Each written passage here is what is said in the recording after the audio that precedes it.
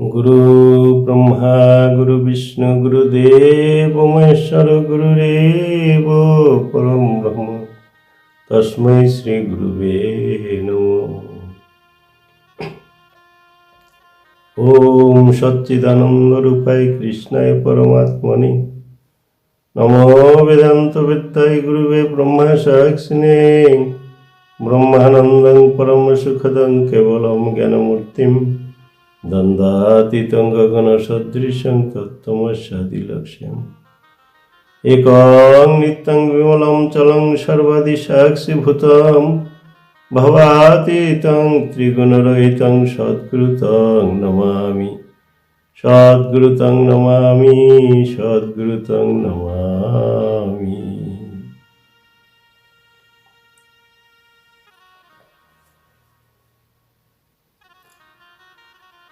ঠাকুরের অসংখ্য ভক্তবৃন্দ এবং সত্যানন্দ পরিবারের দর্শন অভিলাষী ভক্তবৃন্দ সকলের চরণে আমার ভক্তিপূর্ণ প্রণাম।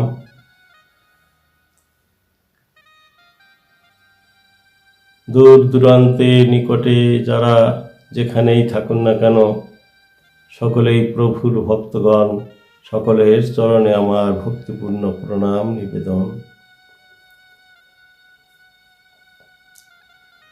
আজ বহুদিন পর আপনাদের সম্মুখে আবার একখানি ভিডিও নিয়ে আসতে পেরেছি। এটাও প্রভু সুন্দরের দয়া বলতে হবে,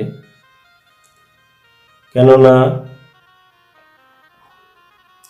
অগণিত মুহূর্ত কখন যে চলে যায় বোঝা যায় না। কত মুহূর্তে ঠাকুরের কাজ হয়, কত মুহূর্তে ঠাকুরের কাজ হয় না। এমনিভাবেই কাজ করা না করার মধ্য দিয়ে ঠাকুর সময়কে অতিবাহিত করে দেন। এটা ঠাকুরের নিয়ম।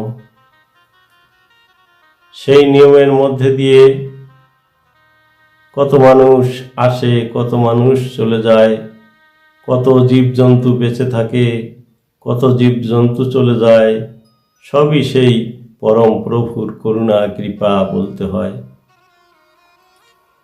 কেননা আজকে আমরা যারা ঠাকুরের সম্মুখে আসতে পেরেছি, ঠাকুরের কথা শুনতে প্রয়াস পেয়েছি, ঠাকুরের লীলা কাহিনী শুনে মনের মধ্যে যে তৃপ্তি জাগে, এটা সত্যি তারই কৃপা। তার কৃপা না হলে তার ভক্তগণের মনে এমন আনন্দ জাগবে কেন, আমি এইটাই বুঝতে পারি না। এই যাই হোক, তাদেরই আগ্রহ। এবং সবচেয়ে বড় কথা হলো, আমার এই জীবনখানি যদিও ঠাকুরের কাছে দান করতে পারিনি, তথাপি আমি চেষ্টা করে চলেছি ঠাকুরের লীলাগুলো যেন ঠাকুরের সকল ভক্তের কাছে পৌঁছে যায়। পৃথিবীতে আছে যত নগরাদি গ্রাম, সর্বত্র প্রচার হইবে মোর নাম।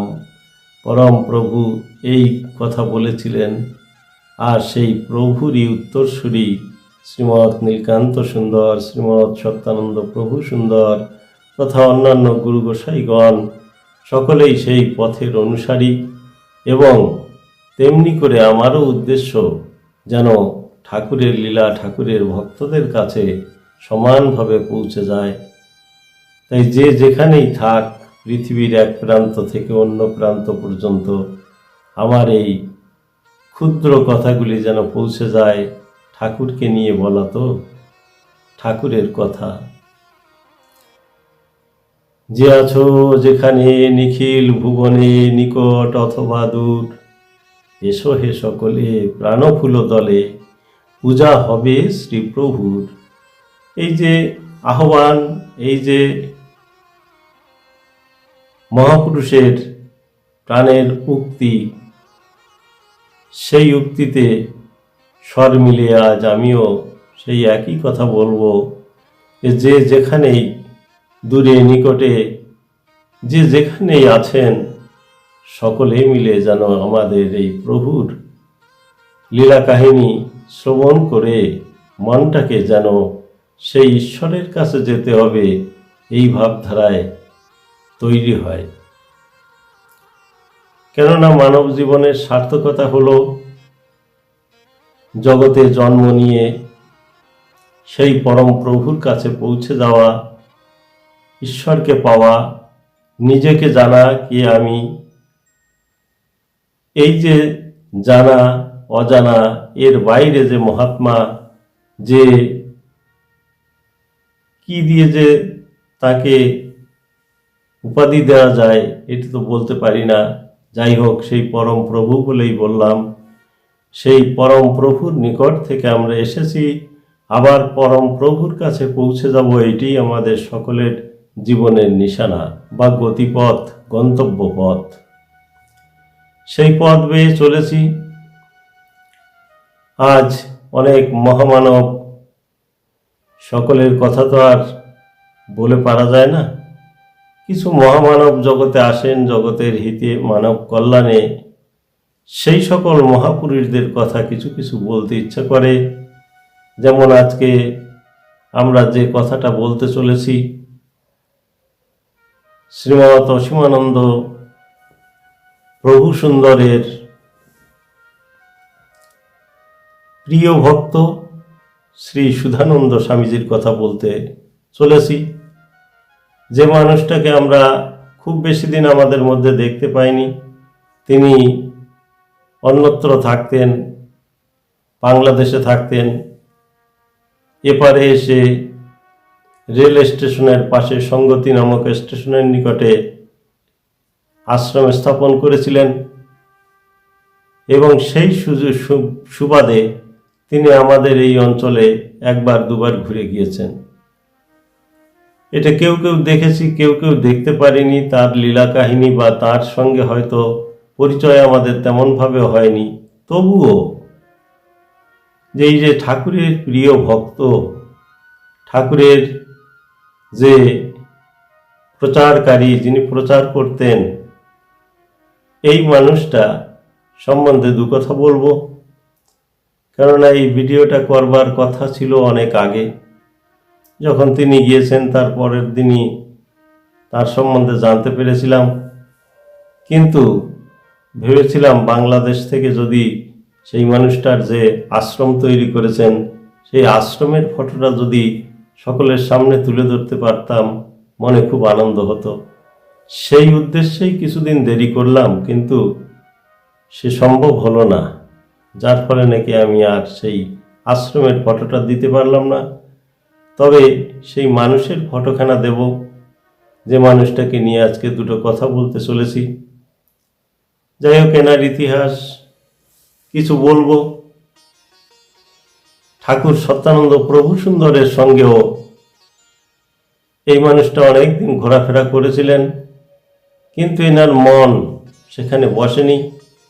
ঠাকুরের শ্রীচরণে তিনি সরাসরিভাবে যোগদান দিতে পারেননি, মন চায়নি। কিন্তু যখনই ঠাকুরের প্রিয় ভক্ত শ্রীমৎ স্বামী অসীমানন্দ ব্রহ্মচারীর সঙ্গে তার দেখা হয়েছিল, তিনি অবহেলে সেই মানুষটার চরণতলে গড়িয়ে পড়েছিলেন, জীবনকে সেইখানেই উৎসর্গিত করেছিলেন। এই অসীমানন্দ প্রভু সুন্দর তখন বাথানবাড়ি আশ্রমে থাকতেন। বাথানবাড়ি আশ্রমটা ঠাকুর সত্যানন্দ প্রভু সুন্দর তৈরি করেছিলেন ওপারে বসে। তৈরি করার পর যখন তিনি এপারে চলে আসেন, তখন স্বামী অসীমানন্দ ব্রহ্মচারীর শ্রীহস্তে সমর্পণ করে যে আশ্রমটাকে তুই দেখিস, এই বলে তিনি এপারে চলে এসেছিলেন। কালের গতিতে ক্রমবর্ধমান জগৎ, তাই স্বামী অসীমানন্দ ব্রহ্মচারী কিছুদিন সেখানে থেকে অনতি দূরে, আশ্রম থেকে অনতি দূরে আর একটা ভেন্নাবাড়ি নামক স্থানে একটা আশ্রম স্থাপন করেছিলেন, নরনারায়ণ সেবাশ্রমের শাখা। সেইখানে তিনি থাকতেন। ততদিনে বাথানবাড়ি আশ্রমে অন্য রক্ষক এসেছেন, তিনি রক্ষা করছেন। যাই হোক, সেই বেন্নাবাড়ি আশ্রমে বেশ কিছুদিন থাকার পর স্বামী অসীমানন্দ ব্রহ্মচারী হয়ে পারে চলে এলেন। তখন তিনি কি করবেন, আর তারও একটা সুবিধা মিলে গেল। তখন তিনি বরিশালে যে একটা আশ্রম তৈরি করেছিলেন। এই বেন্নাবাড়িতে অন্য ভক্তগণ থাকতেন এবং বরিশালের যে আশ্রমখানা রম্যনিকেতন স্বরূপ তিনি তৈরি করেছিলেন বহু সুন্দর ভাবধারায়। যাই হোক, সেখানে অনেক ভক্তগণ থাকতেন এবং এই সুধানন্দ স্বামীজি ওখানেই বেশিরভাগ জীবন অতিবাহিত করেছিলেন।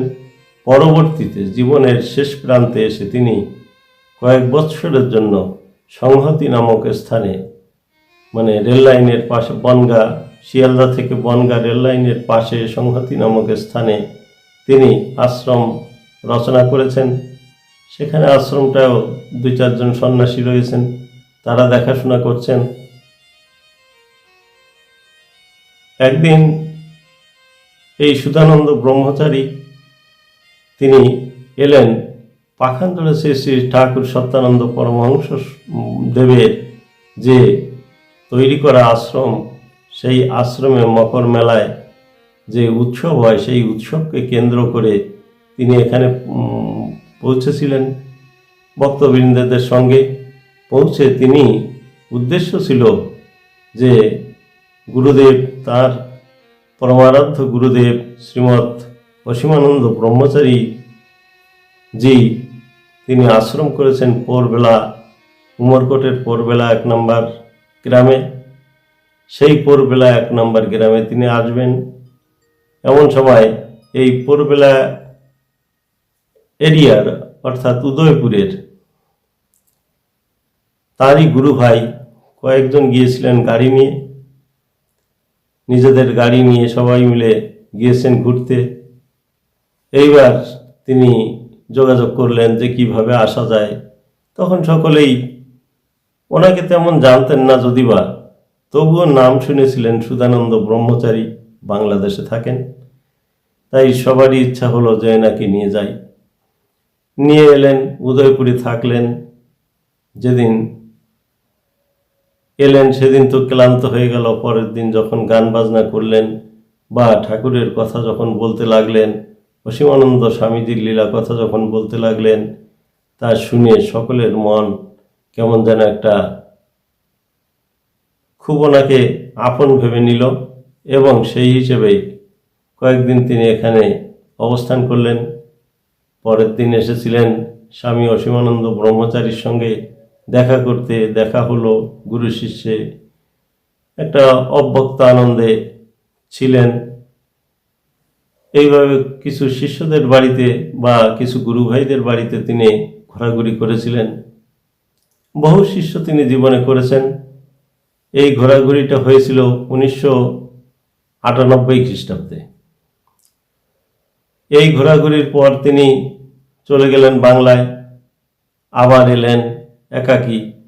এসে সেইভাবে আবার ঘোরাঘুরি করলেন, কিছু ভক্তবৃন্দও হলো। এইভাবে আমরা পেয়েছিলাম, কিন্তু আর কে কিভাবে পেয়েছে জানি না। তিনি ছিলেন সুগায়ক, কণ্ঠশিল্পী। তারপরে নিজে গান রচনা করতেন, নিজের গানের বইও বেরিয়েছে এবং সুবক্তা। তিনি আলোচনা করেছিলেন আশ্রমে বসে, 1 নম্বর পাওয়ারবিল আশ্রমে আলোচনা করেছিলেন, মধুময় আলোচনা। সংসার জীবনে মানুষ কি করে সেই ঠাকুরের বাণীগুলোকে কাজে লাগিয়ে চলতে পারে, সেই সকল কথা নিয়ে তিনি আলোচনা করেছিলেন। শুনে খুব ভালো লেগেছিল। আমি শুনেছিলাম, ভেবেছিলাম এমনি ধারা যদি আলোচনা করা যায়, সমগ্র সংসারবাসী যারা রয়েছেন, সকল বাচ্চা কাচ্চা সকলকে নিয়ে যেভাবে তারা থাকছেন, সেই মানুষগুলোর এই কথাগুলোর খুব প্রয়োজন। কেননা মানুষের জীবনের পরতে পরতে, তাই না, ঠাকুরের এমনি ধারা বাণী, সেগুলো যদি তারা কার্যকারী করে, তারা যদি ব্যবহার করে, তাদের জীবন হবে মধুময়, সংসার হবে আনন্দ নিকেতন। তাই তাকে শ্রদ্ধা জানানোর ভাষা তো আমার নেই,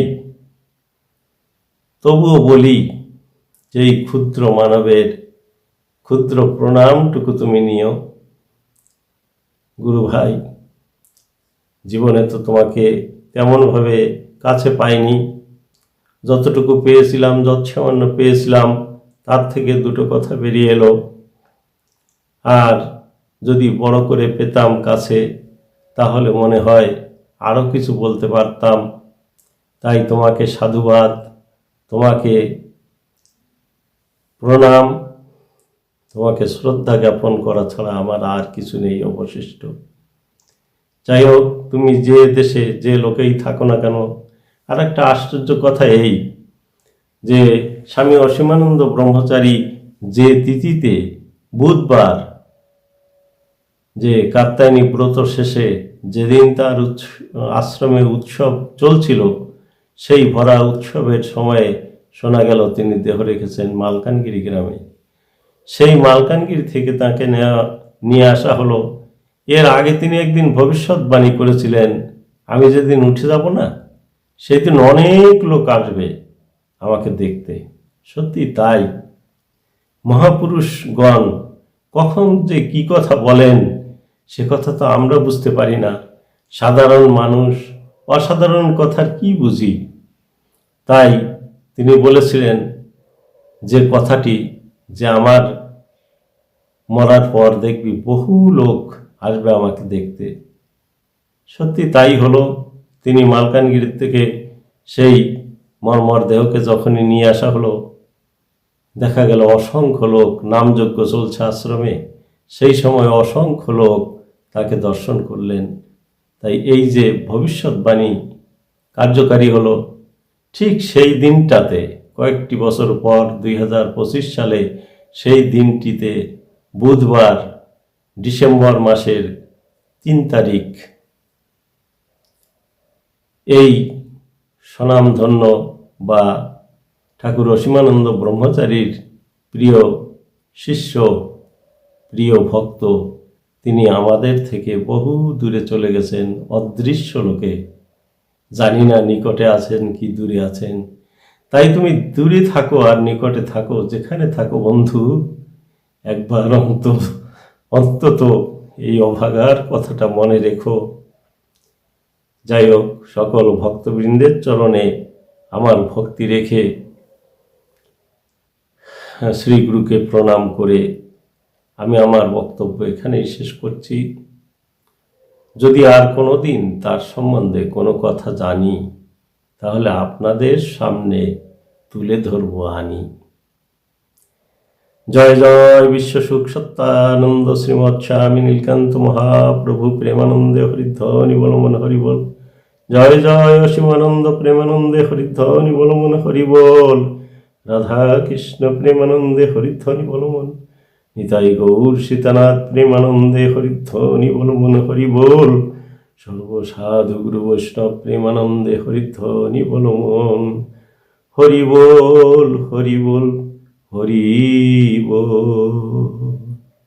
সকলেই ভালো থাকুন, সকলের জীবনে মঙ্গল নেমে আসুক, ঠাকুরের কাছে আমি এইটাই কামনা করি। জয় সত্যহরি, জয় শ্রী নীলকান্ত, জয় মা মাধুর্যময়ী।